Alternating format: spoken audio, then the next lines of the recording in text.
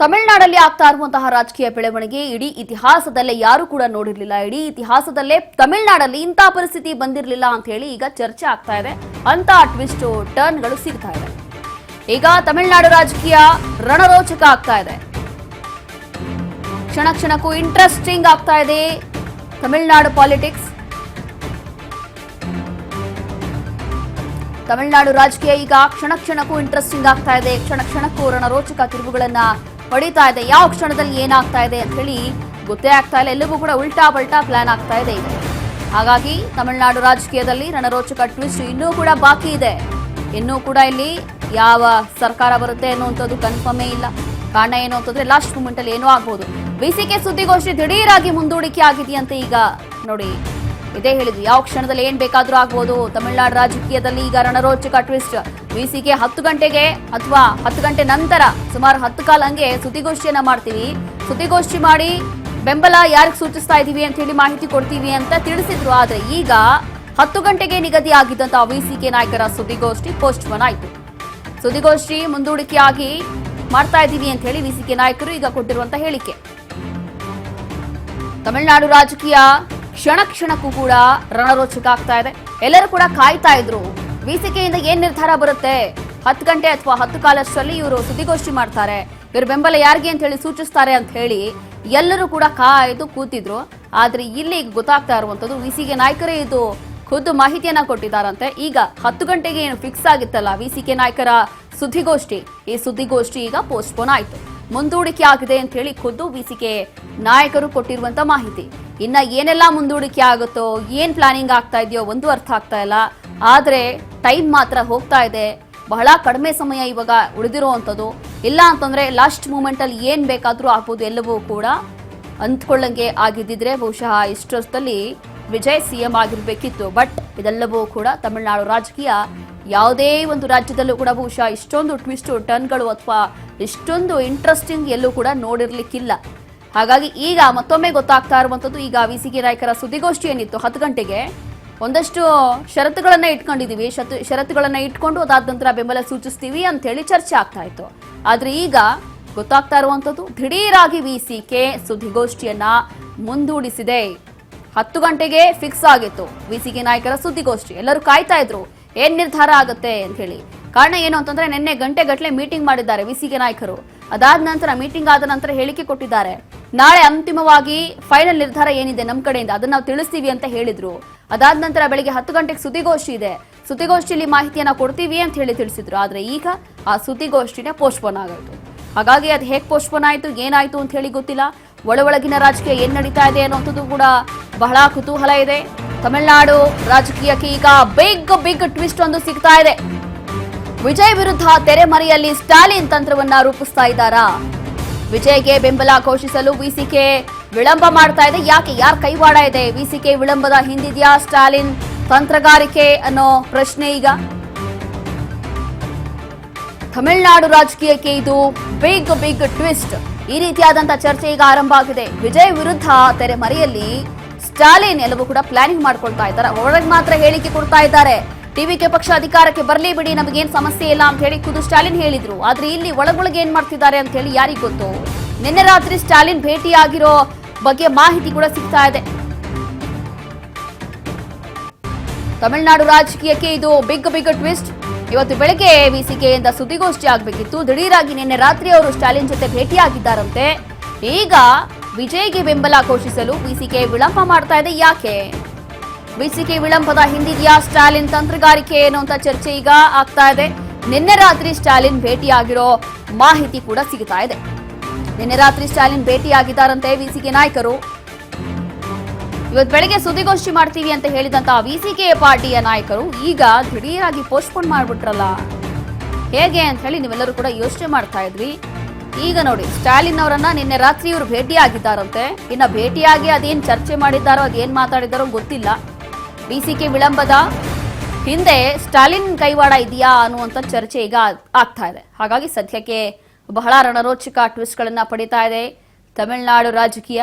ಹಾಗಾಗಿ ಈಗ ಗೊತ್ತಾಗ್ತಾ ಇರುವಂಥದ್ದು, ನಿನ್ನೆ ಸಭೆಗಳ ಮೇಲೆ ಸಭೆ ಆಯಿತು, ವಿಸಿಕೆ ನಾಯಕರು ಸಭೆ ಮಾಡಿದ್ರು, ಅಂತಿಮವಾದಂತ ಫೈನಲ್ ನಿರ್ಧಾರ ನಾಳೆ ತಿಳಿಸ್ಬಿಡ್ತೀವಿ ಅಂತ ಹೇಳಿದ್ರು. ಅದಾದ ನಂತರ ಇವತ್ತು ಬೆಳಗ್ಗೆ 10 ಗಂಟೆಗೆ ಸುದ್ದಿಗೋಷ್ಠಿ ಮಾಡ್ತೀವಿ. ಸುದ್ದಿಗೋಷ್ಠಿ ಮಾಡಿ ಇಲ್ಲಿ ವಿಶೇಷವಾಗಿ ಪೆರಂಬೂರು ಕ್ಷೇತ್ರ ಇರ್ಬೋದು ಅಥವಾ ಡಿಸಿಎಂ ಸ್ಥಾನ ಇರ್ಬೋದು, ಇದೆಲ್ಲವೂ ಕೂಡ ನಾವು ಡಿಮ್ಯಾಂಡ್ ಮಾಡ್ತೀವಿ ಅಂತ ಹೇಳಿ ಒಂದು 5 ಡಿಮ್ಯಾಂಡ್ಗಳನ್ನ ಇವರು ಇಟ್ಕೊಂಡಿದ್ರು. ಆ 5 ಷರತ್ತುಗಳನ್ನ ಇಟ್ಕೊಂಡು ಸುದ್ದಿಗೋಷ್ಠಿಯನ್ನ ಮಾಡ್ತೀವಿ ಅಂತ ಹೇಳಿ ತಿಳಿಸಿದ್ರು. ಬಟ್ ಇಲ್ಲಿ ಗೊತ್ತಾಗ್ತಾ ಇರುವಂತದ್ದು, ನಿನ್ನೆ ರಾತ್ರಿ ಇವರು ಸ್ಟಾಲಿನ್ನ ಭೇಟಿಯಾಗಿದ್ದಾರಂತೆ.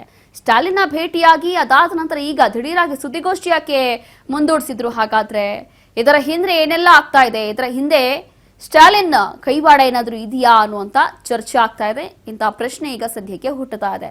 ಅದರಲ್ಲೂ ಕೂಡ ಸ್ಟಾಲಿನ್ ಕೊಟ್ಟಿದ್ದಂತ ಹೇಳಿಕೆಗಳು ಒಂದೊಂದಲ್ಲ.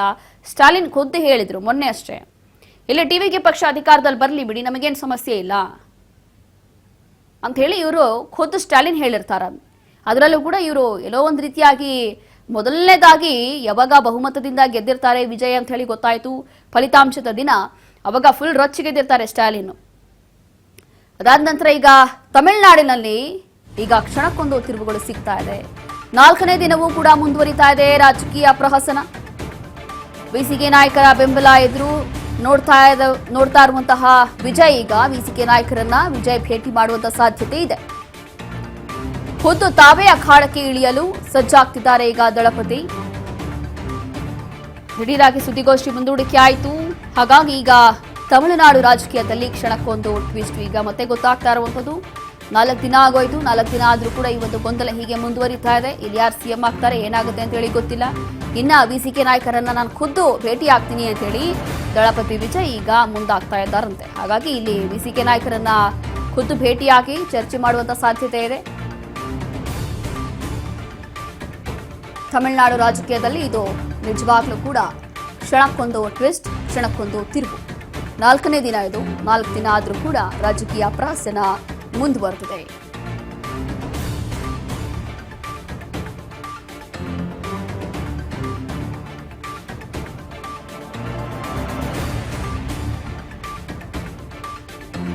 ಹೀಗೆ ಒಂದು ಕಡೆ ಸ್ಟಾಲಿನ್ನ ಭೇಟಿಯಾಗಿದ್ದಾರೆ ವಿಸಿಕೆ ನಾಯಕರು ಅಂತ ಮಾಹಿತಿ ಬಂತು. ಅದಾದ ನಂತರ 10 ಗಂಟೆಗೆ ಇದ್ದಂತಹ ವಿಸಿಕೆ ಸುದ್ದಿಗೋಷ್ಠಿ ಮುಂದೂಡಿಕೆ ಆಯಿತು. ಈಗ ಸದ್ಯಕ್ಕೆ ಈ ಕ್ಷಣದ ಅಪ್ಡೇಟ್ಸ್ ಬರ್ತಾ ಇರುವಂಥದ್ದು, ಈಗ ವಿಜಯ್ ಕೂಡ ವಿಸಿಕೆ ನಾಯಕರನ್ನ ಭೇಟಿ ಆಗುವಂತ ಸಾಧ್ಯತೆ ಇದೆ. ಇನ್ನು ಅವರು ನೇರ ಭೇಟಿ ಮಾಡಿ ಬಹುಶಃ ಚರ್ಚೆ ಮಾಡಬಹುದು. ಇನ್ನು ಬೇರೆ ಆಪ್ಷನ್ ಇಲ್ಲ, ಸದ್ಯಕ್ಕೆ ಬೇರೆ ಆಪ್ಷನ್ ಇಲ್ಲ. ಹಾಗಾಗಿ ಖುದ್ದು ಈಗ ವಿಜಯ್ ಭೇಟಿಯಾಗಿ ಅವ್ರ ಜೊತೆ ಚರ್ಚೆ ಮಾಡುವಂತ ಸಾಧ್ಯತೆ ಇದೆ ಅನ್ನುವಂಥದ್ದು ಈಗ ಗೊತ್ತಾಗ್ತಾ ಇದೆ. ಕ್ಷಣಕ್ಕೊಂದು ಟ್ವಿಸ್ಟ್ ಟರ್ನ್ಗಳನ್ನ ಪಡಿತಾ ಇರುವಂಥದ್ದು ಈಗ ತಮಿಳುನಾಡು ರಾಜಕೀಯ.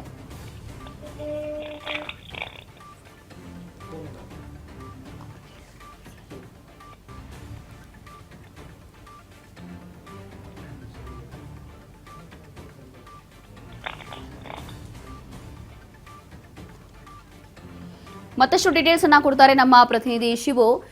ಈಗ ತಮಿಳುನಾಡಲ್ಲಿ ನೋಡ್ತಾ ಇದ್ರೆ ಒಂದು ಕ್ಷಣ ಏನಾಗುತ್ತೆ, ಯಾವ ಮೂಮೆಂಟ್ ಅಲ್ಲಿ ಏನಾಗುತ್ತೆ ಅಂತ ಹೇಳಿ ಗೊತ್ತೇ ಆಗ್ತಾ ಇಲ್ಲ. ದಿಢೀರಾಗಿ ಇವರು ಸ್ಟಾಲಿನ್ನ ಭೇಟಿ ಆಗಿದ್ದಾರಂತೆ ವಿಸಿಕೆ ನಾಯಕರು. ಎಲ್ಲರೂ ಕೂಡ ಒಂದು ಕ್ಷಣ ಕಾಯ್ತಾ ಕೂತಿದ್ರು 10 ಗಂಟೆಗೆ ಏನಾಗುತ್ತೆ ಅಂತ ಹೇಳಿ. ಆದ್ರೆ ಆ ಸುದ್ದಿಗೋಷ್ಠಿನೇ ಪೋಸ್ಟ್ಪೋನ್ ಆಗೋಯ್ತು. ಏನಾಗ್ತಾ ಇದೆ ಇಲ್ಲಿ ಅಂತ? ಎಸ್ ರೋಶಿನಿ, ಇಲ್ಲಿ ಕ್ಷಣಕ್ಕೂ ಕೂಡ ತಿರುವುಗಳನ್ನು ಪಡ್ಕೊಳ್ತಾರಂತದ್ದು. ಈಗ ನೀವು ಹೇಳ್ದಂಗೆ ಇದೀಗ ಮತ್ತೆ ಏನು ಡಿಎಂಕೆ ನಾಯಕರುಗಳನ್ನು ಭೇಟಿ ಮಾಡಿರುವಂತದ್ದು ವಿಸಿಕೆ ಅಂತ ಬರ್ತಾ ಇದೆ, ಪೋಸ್ಟ್ಪೋನ್ ಆಗ್ತಾ ಇದೆ. ಏನ್ ನಡೀತಾ ಇದೆ ಅನ್ನುವಂಥದ್ದನ್ನ ಇಡೀ ಎಲ್ಲರೂ ಕೂಡ ಒಂದೇ ಚಿತ್ತದಲ್ಲಿ ನೋಡ್ತಾ ಇದ್ದಾರೆ. ಏನ್ ನಡೀತಾ ಇದೆ ಇಲ್ಲಿ? ವಿಸಿಕೆ ಈಗಾಗ್ಲೇನೆ ಡಿಎಂಕೆ ಮೈತ್ರಿಕೂಟದಲ್ಲಿದ್ದಂತ ವೇಳೆಯಲ್ಲಿ ನಾವು ಸಪೋರ್ಟ್ ಮಾಡ್ತೀವಿ ಅನ್ನುವಂಥದ್ದನ್ನ ಮೊದಲಿಗೆ ಹೇಳ್ತಾರೆ. ಸೊ ನಿನ್ನೆ ಎಡಪಕ್ಷಗಳು ಕೂಡ ಮೈತ್ರಿಕೂಟದಲ್ಲೇ ಇದ್ರು, ಆದ್ರೆ ಸಪೋರ್ಟ್ ಮಾಡುವಂತ ಒಂದು ಲೆಟರ್ನು ಕೊಡ್ತಾರೆ. ಹಾಗಾದ್ರೆ ನೀವು ಮೈತ್ರಿಕೂಟದಿಂದ ಹೊರಗಡೆ ಬಂದಂತೇನಾ ಅನ್ನುವಂತ ಮಾಧ್ಯಮದವರ ಪ್ರಶ್ನೆಗೆ ಸರಿಯಾಗಿ ಉತ್ತರ ಕೊಡೋದಿಲ್ಲ. ನೋಡಿ, ನಾವು ಸ್ವತಂತ್ರ ಪಕ್ಷದಲ್ಲಿ ನಾವು ನಮ್ಮ ಪಾರ್ಟಿಯಿಂದ ತೀರ್ಮಾನ ತಗೊಂಡಿದೀವಿ ಅಂತ ಹೇಳಿ ಸಿಪಿಎಂ ಎಡಪಕ್ಷಗಳು ಹೇಳಿಕೆಯನ್ನ ಕೊಟ್ರು. ಸೊ ಈಗಾಗ್ಲೇ ನೀವು ಡಿಎಂಕೆ ಮೈತ್ರಿಕೂಟದಲ್ಲಿದ್ರಿ, ಮೈತ್ರಿಕೂಟದಿಂದ ಕಾಂಗ್ರೆಸ್ ಹೊರಗಡೆ ಬರ್ತಾ ಇದ್ದಂತೆನೆ ಡಿಎಂಕೆ ಅವರನ್ನ ಬೆನ್ನಿಗೆ ಚೂರಿ ಹಾಕಿದವರು ಅನ್ನುವಂಥದ್ದನ್ನ ಹೇಳಿದ್ರು. ನೀವು ಕೂಡ ಅದೇ ರೀತಿಯಲ್ಲಿ ಇದ್ದೀರಾ. ಈಗ ನೀವು ಮುಂದಿನ ದಿನಗಳಲ್ಲಿ ನೀವು ಯಾವುದೇ ರೀತಿಯಲ್ಲಿ ಡಿಎಂಕೆ ಜೊತೆಗೆ ಸಂಬಂಧ ಇಟ್ಕೊಳ್ಳಲ್ವಾ ಅನ್ನುವಂತ ಪ್ರಶ್ನೆಗಳೆಲ್ಲ ಕೂಡ ಉದ್ಭವವಾಗಿತ್ತು. ಅದಕ್ಕೆ ಎಡಪಕ್ಷದ ನಾಯಕರುಗಳು ಆ ಒಂದು ಪ್ರಶ್ನೆನೇ ಬರೋದಿಲ್ಲ. ಈ ಹಿಂದೆ ಕೂಡ ನಾವು ಡಿಎಂಕೆ ಜೊತೆಲಿದ್ದಾಗ ಜನಪರವಾದಂತಹ ಒಂದು ನಿಲುವುಗಳನ್ನ ಇಟ್ಕೊಂಡಿದ್ವಿ, ಜನಪರವಾಗಿ ಧ್ವನಿ ಎತ್ತಿದ್ವಿ, ಜನಪರ ವಿಚಾರಗಳಿಗೆ ಕೋಮು ಶಕ್ತಿಗಳ ವಿರುದ್ಧವಾಗಿ ಹೋರಾಟ ಮಾಡ್ತಿದ್ವಿ. ಈಗಲೂ ಅದನ್ನೇ ಮಾಡ್ತೀವಿ. ಈಗ ನಾವು ಟಿವಿಕೆಗೆ ಜನಾಭಿಪ್ರಾಯ ಇರೋದ್ರಿಂದ ನಾವು ಅವ್ರಿಗೆ ಬೆಂಬಲ ಮಾಡ್ತಾ ಇದ್ದೀವಿ ಅಂತ. ಈಗ ನಿನ್ನೆ ವಿಸಿಕೆ ಏನು ಯೂ ಟರ್ನ್ ನೋಡಿದ್ದು, ಆ ಯೂ ಟರ್ನ್ ನಲ್ಲಿ ಬಹಳ ದೊಡ್ಡ ಟಿಸ್ಟ್ಗಳಂತ ಇದ್ದಂಥದ್ದು. ಈಗ 10 ಗಂಟೆಗೆ ನಮ್ಮ ನಿಲುವನ್ನ ತಿಳಿಸ್ತೀವಿ ಅಂತ ಹೇಳಿದ್ರು.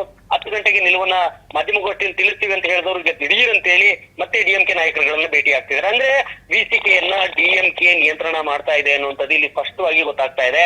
ಸೊ ನೀವು ವಿಸಿಕೆ ಅವರಿಗೆ ಈಗ ಹಲವು ವರ್ಷಗಳ ಒಂದು ಮೈತ್ರಿ ವಿಸಿಕೆ ಮತ್ತೆ ಡಿಎಂಕೆ ಇಂದ. ಸೊ ವಿಸಿಕೆ ಡಿಎಂಕೆ ಬಳಿ ಇದ್ದಾಗ ಯಾವುದೇ ಡಿಮ್ಯಾಂಡ್ಗಳನ್ನ ಇಟ್ಟಿರ್ಲಿಲ್ಲ.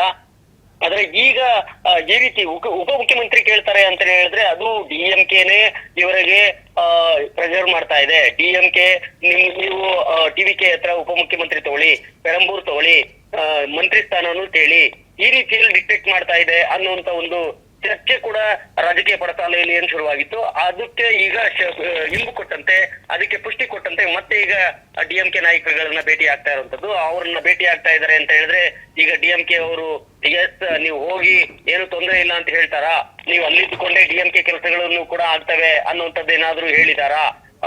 ಜೊತೆಗೆ ವಿಸಿಕೆ ಮೂಲಕ ಡಿಎಂಕೆ ನಿಯಂತ್ರಣ ಮಾಡ್ತಾ ಇದೆಯಾ? ಸೊ ಡಿಎಂಕೆಯ ಈಗ ವಿಸಿಕೆಯ ಎಲ್ಲ ಡಿಮ್ಯಾಂಡ್ಗಳೇನಿದೆ ಅವು ಡಿಎಂಕೆ ಡಿಮ್ಯಾಂಡ್ಗಳಾವು. ಸೊ ಮುಂದಿನ ದಿನಗಳಲ್ಲಿ ನಾವು ವಿರೋಧ ಪಕ್ಷದಲ್ಲಿದ್ರೂ ಕೂಡ ಹೇಗೆ ಎಡಿಎಂಕೆಯನ್ನ ದೂರ ಇಟ್ಟು ವಿಸಿಕೆ ಮೂಲಕ ತಮ್ಮೆಲ್ಲ ಕೆಲಸಗಳನ್ನು ಕೂಡ ಮಾಡಿಸ್ಕೊಳ್ಳುವಂತದಕ್ಕೆ ಡಿಎಂಕೆ ಮುಂದಾಗ್ತಾ ಇದೆಯಾ? ಸೊ ಇದು ಡಿಮ್ಯಾಂಡ್ ಕ್ರಿಯೇಟ್ ಮಾಡ್ತಾ ಇದೆಯಾ? ಯಾಕೆ ಅಂತ ಹೇಳಿದ್ರೆ ಇವತ್ತು ಅಂತಿಮ ದಿನ ನೀವು ಸರ್ಕಾರ ರಚನೆ ಮಾಡೋದಕ್ಕೆ ಮ್ಯಾಂಡೇಟ್ ಕೊಡ್ಲಿಲ್ಲ ಅಂತ ಹೇಳಿದ್ರೆ ಅದು ಬೇರೆನೇ ಸ್ಥಿತಿ ಆಗುತ್ತೆ, ಸಾಂವಿಧಾನಿಕ ಬಿಕ್ಕಟ್ಟು ಶುರುವಾಗುತ್ತೆ, ರಾಜ್ಯಪಾಲರು ಯಾವುದೇ ಒಂದು ತೀರ್ಮಾನವನ್ನ ತೆಗೆದುಕೊಳ್ಳುವಂತ ಒಂದು ಅಧಿಕಾರ ಬಂದ್ಬಿಡುತ್ತೆ. ಸೊ ಹಾಗಾಗಿ ಬಹಳ ಅತ್ಯಂತ ಇಕ್ಕಟ್ಟಿನ ಪರಿಸ್ಥಿತಿಯಲ್ಲಿ ಸಿಕ್ಕಾಕೊಂಡಿರುವಂತದ್ದು ಟಿವಿಕೆ.